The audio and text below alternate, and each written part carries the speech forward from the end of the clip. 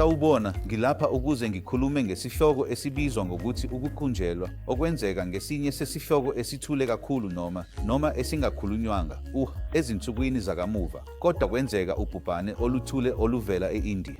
Ngakho kuyini ukukhunjelwa? Ukukhunjelwa kusho ukunyakaza kwamathumbu okumbalwa noma okuncane ngesonto. Mhlawumbe singasho ukuthi ngaphansi kwezikhathi ezintathu ngesonto, sithi isiguli sikhunjelwa kakhulu. Ngakho yiziphi izimbangela zokukhunjelwa? Isikhathi esiningi ukushintsha kwendlela yethu yokuphila.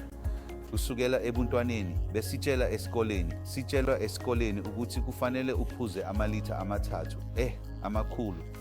amathathu amanzi ngosuku kanye nesitsha esigcwele sezithelo nemifino. Kwakukhona inhloso yalokho. Ngamafuphi, ezinsukwini zamanje, ukuntuleka kwe-fiber, ukungabi namanzi, ukuntuleka kokuzivocavoca okwenzekayo kuyizimbangela ezivame kakhulu zokukhunjelwa.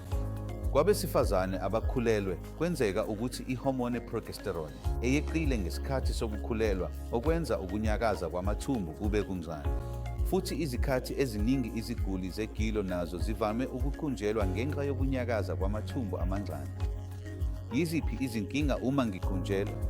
Yebo, lapho abantu bekhandleka, behambisa ithumbu, bavame ukukhula, izimo ezithile ezinjengama-palsy, fissure, fistulas futhi izikhathi eziningi ziveza kithi ngokopha okuvela kumgudu wabo wangasese.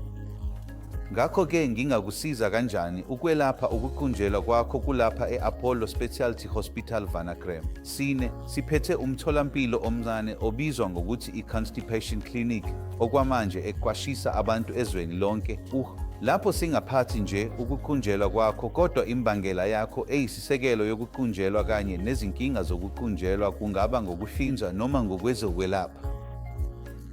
Ngiyabonga.